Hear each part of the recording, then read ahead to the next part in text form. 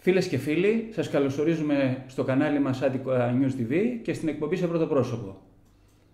Μια εκπομπή επικαιρότητας που τον επόμενο μήνα περίπου θα ασχοληθεί με τις αυτοδιοικητικές εκλογές, δημοτικές και περιφερειακές, προβάλλοντας τις απόψεις των πρωταγωνιστών αυτών των εκλογών, των υποψηφίων αρχών, περιφερειακών συμβούλων, δημάρχων και δημοτικών συμβούλων.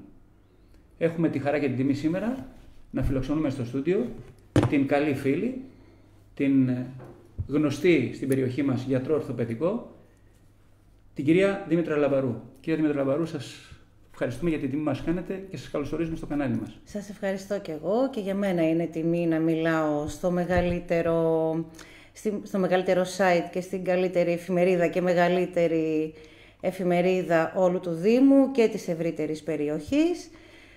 Και σας ευχαριστώ πάρα πολύ που με καλέσατε. Θα μπω κατευθείαν στην κουβέντα μας και στα βαθιά. Ναι.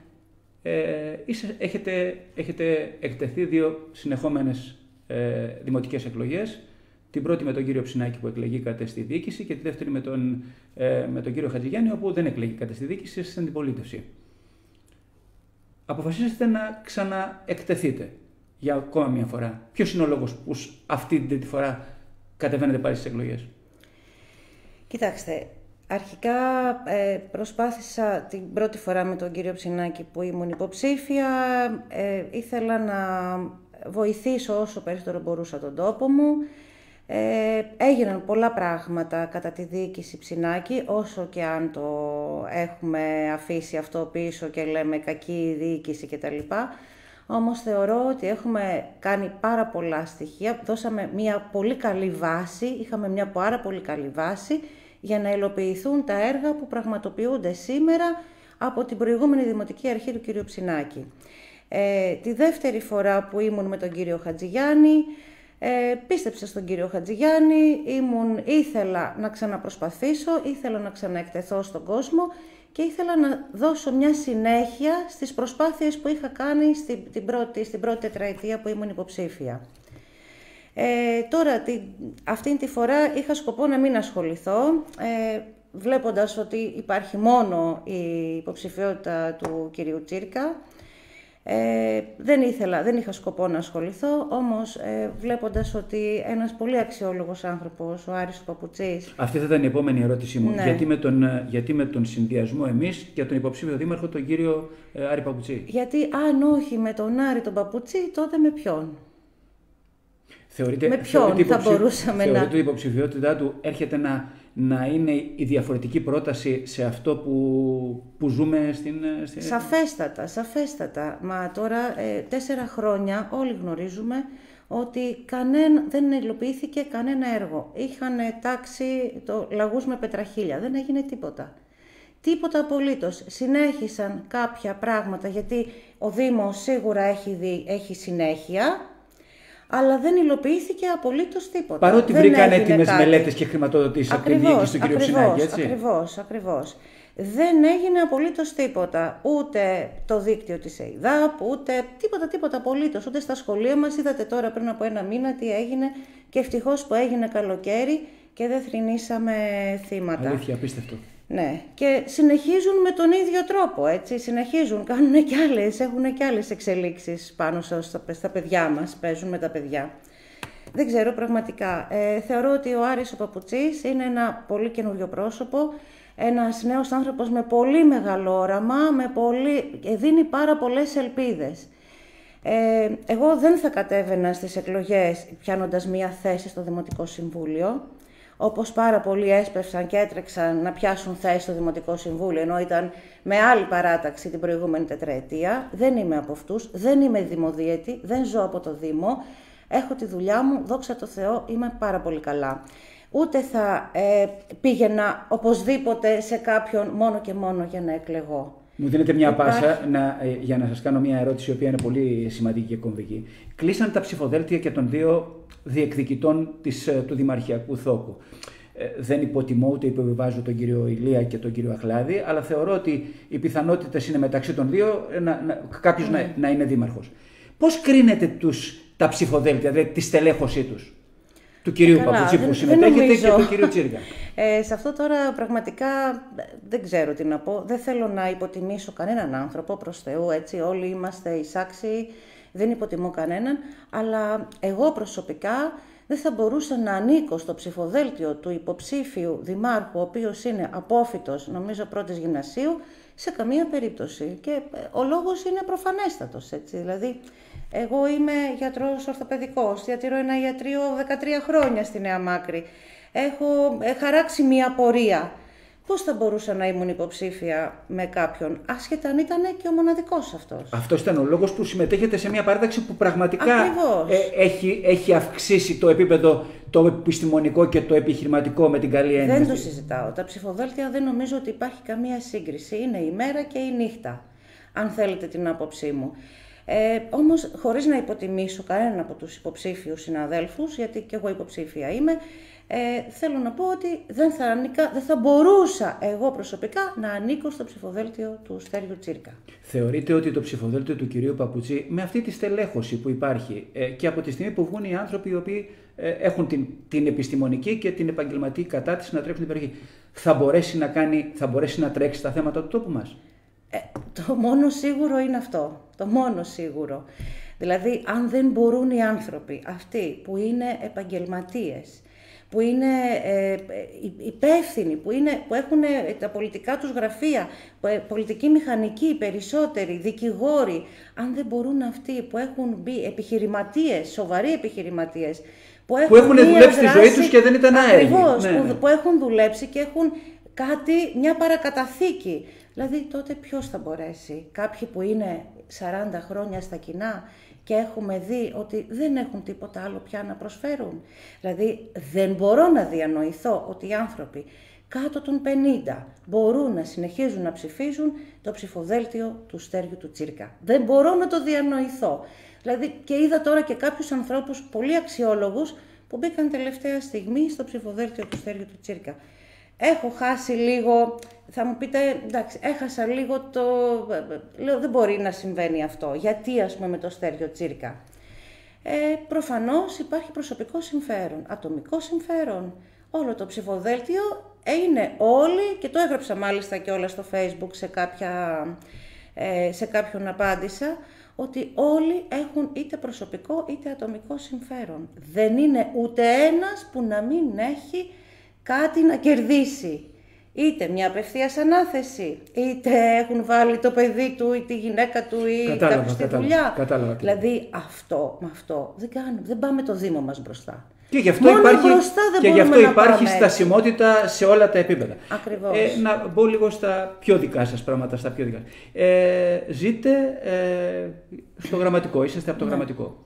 Τελευταία έχουν ανασκύψει διάφορα προβλήματα όσον αφορά τη δημοτική κοινότητα γραμματικού και συγκεκριμένα είναι τουλάχιστον δύο. Θα πω αυτό που πρόσφατα έχει τρέξει, την μετεγκατάσταση του νηπιαγωγείου του γραμματικού στο παλιό γυμναστήριο του γηπέδου του γραμματικού, το οποίο είναι σε άθλια κατάσταση από κάποιες φωτογραφίες που είδαμε που βγήκαν στη δημοσιότητα. Ποια είναι η άποψή σας?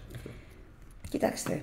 Θεωρείτε ότι μπορούν να στεγαστούν τα παιδιά των συντοπιτών σας σε αυτό το πράγμα? Καταρχήν, για να δοθεί μία τέτοια άδεια να πάνε τα παιδιά του νηπιαγωγείου ή του δημοτικού ή σε οποιοδήποτε άλλο σχολείο να πάνε να γίνει μεταγκατάσταση σε ένα άλλο χώρο, πρέπει να περάσει από διάφορες επιτροπές. Αυτό το ξέρω γιατί έχω ασχοληθεί από το 2011, ασχολούμαι με αυτό το θέμα. Δεν μπορεί να γίνει, σαφώς. Δηλαδή, απορώ πώς έδωσαν τα χρήματα, όποιος τα έδωσε, και την εντολή να φτιαχτεί αυτός ο χώρος.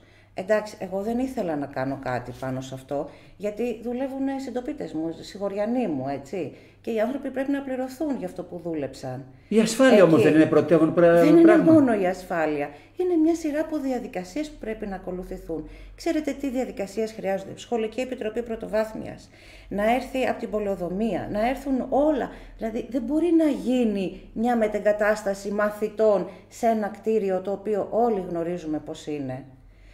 Επίσημα όμως δεν έχω κάτι, δεν γνωρίζω δηλαδή αν όντως αυτό το χώρο εκεί, το οποίο ήταν παράνομο, πριν από λίγα χρόνια πήρε ρεύμα. Νομιμοποιήθηκε, ναι, σωστά. Αν νομιμοποιήθηκε, αν έχει έρθει η σχολική επιτροπή, αν έχουν δώσει άδεια, αν έχουν εκδώσει άδεια. Με τους γονείς των παιδιών δεν έχετε κάποια επαφή με τους γονείς? Τι λένε? Έχω με τους γονείς των παιδιών. Κοιτάξτε, ήταν και η αδερφή μου, είναι στο Σύλλογο Γονέων και Κηδεμόνων, και τους είχε πει ο σύμβουλος, ο ειδικός σύμβουλος του Δημάρχου που είναι εκεί στο Γραμματικό, ο οποίος δεν έχει εκλεγεί 2 φορές συνεχόμενες, και τώρα νομίζω ότι δεν θα πάει και ούτε στην τρίτη.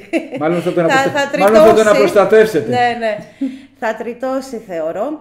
Εν πάση περιπτώσει, τους είχε πάει εκεί. Ενώ έχουμε έτοιμο το κτίριο, έτοιμο το χώρο, με άδεια, με όλα τα πάντα, για να φτιαχτεί το νηπιαγωγείο στο άλλο γήπεδο, στο γήπεδο του μπάσκετ, το οποίο υπάρχει χώρος εκεί με τοπογραφικές μελέτες, με όλα κανονισμένα. Τώρα, γιατί τους πήγε εκεί και συμφώνησαν όλοι? Δεν μπορώ να ξέρω. Δεν μπορώ να ξέρω. Και τι άδειες έχουν στα χέρια τους? Επίσης δεν μπορώ να ξέρω. Δεν υπάρχει και ένα επίσημο έγγραφο. Είδα κι εγώ σήμερα την ανακοίνωση του δελτίου τύπου που έβγαλε η Λαϊκή Συσπήρωση Μαραθώνα, αλλά συμφωνώ μαζί με τη Λαϊκή Συσπήρωση, αλλά δεν μπορώ να ξέρω, γιατί μπορεί αυτοί να το χρησιμοποιήσουν αργότερα, να πούν δεν ήταν νηπιαγωγείο τελικά, θα το κάνουμε ένα χώρο να στεγαστεί κάτι, ας πούμε, κάτι άλλο. Δεν το ξέρω. Δεν υπάρχει επίσημα τίποτα. Ένα άλλο θέμα που έχει ανασκύψει είναι, και μάλιστα φιλοξενήθηκε στην εφημερίδα Δημό της περασμένης Πέμπτης, είναι το θέμα με την υπηρεσία δόμησης που η έδρα της που φιλοξενείται στο κοινοτικό κατάστημα στο Γραμματικό. Με επίσημα χαρτιά της περιφέρειας, τα οποία έχουν διαβεβαστεί εδώ και αρκετό καιρό στο Δήμαρχο, του λένε: Δήμαρχε, κάτι δεν κάνει σωστά. Διότι εμείς δεν μπορούμε να προχωρήσουμε διορθωτικές πράξεις από τη στιγμή που δεν τις υπογράφει ένας μηχανικός που να έχει το δικαίωμα της υπογραφής. Το να τις υπογράφεις εσύ ούτε νόμιμο είναι παράτυπο, άρα δεν μπορεί να τις παίρνουν και γυρίζουν πίσω. Αυτό έχει σαν αποτέλεσμα, από ό,τι καταλαβαίνουμε από τους ανθρώπους του κλάδου, μεσίτες, μηχανικούς κλπ. Να μην προχωράει η οικοδομή, με αποτέλεσμα να μην γίνεται με βάση. Για πέστε μας. Και εδώ βλέπουμε το άλλο πασάλιμα, όλα πασαλίματα αυτή η Δημοτική Αρχή. Δεν έχει κάνει τίποτα το οποίο να έχει αρχή, μέση και τέλος. Τίποτα, απολύτως. 4 χρόνια λειτουργήσε καθαρά ψηφοθυρικά. Καθαρά προς προσωπικό τους όφελος και τίποτα. Η Δημοτική Αρχή τώρα για ψηφοθυρικά κριτήρια και μόνο προσωπικά ο Δήμαρχος και ο σύμβουλός του στο Γραμματικό έχουν τις διορθωτικές πράξεις να μην προχωράνε, να υπάρχει αυτό το θέμα από την αποκεντρωμένη διοίκηση και υπάρχει πρόβλημα σαφώς και στους μεσίτες, γιατί δεν κινείται η αγοραπολισία των ακινήτων. Δηλαδή, τι άλλο θέλουμε, τι άλλο πρέπει να κάνουμε? Στις 8 Οκτωβρίου έχουμε τις δημοτικές εκλογές. Αν με το καλό, ο συνδυασμός εμείς και ο Άρης Παπουτσής εκλεγεί και εκλεγείτε κι εσείς. Είσαστε μια μαχόμενη γιατρός, μια μητέρα με οικογενειακές. Είσαστε σε θέση, θα μπορέσετε να αναλάβετε ευθύνες περισσότερες στη διοίκηση με όλο αυτό το φορτωμένο πρόγραμμά σας? Σαφώς, αυτό το είχα κάνει όταν είχα τα παιδιά μου πιο μικρά και στη διοίκηση Ψινάκη και μάλιστα με πολύ μεγάλη επιτυχία, αν θυμόσαστε. Και πάρα πολλά σχολεία είχαν προχωρήσει, τα οποία είναι έτοιμα τώρα. Και στο Τετράπολης που ήμουν πρόεδρος, με πάρα πολύ καλές προδιαγραφές και τους παιδικούς σταθμούς και δούλεψαν όλα πάρα πολύ καλά. Θεωρώ ότι είμαι μια καλή επιλογή ενός ανθρώπου ο οποίος θέλει να προοδεύσει ο τόπος του. Δηλαδή, αν δεν ψηφίσουμε τον Άρη τον Παπουτσί, δεν ψηφίσουμε και κάποιους ανθρώπους που μπορούν να προσφέρουν και έχουν αποδείξει ότι προσφέρουν, τότε... Άρα το μήνυμα στείλτε το εσείς κατευθείαν στους αναγνώστες μας και σε αυτούς που μας βλέπουν, γιατί να ψηφίσουν τη Δήμητρα τη Λαμπαρού.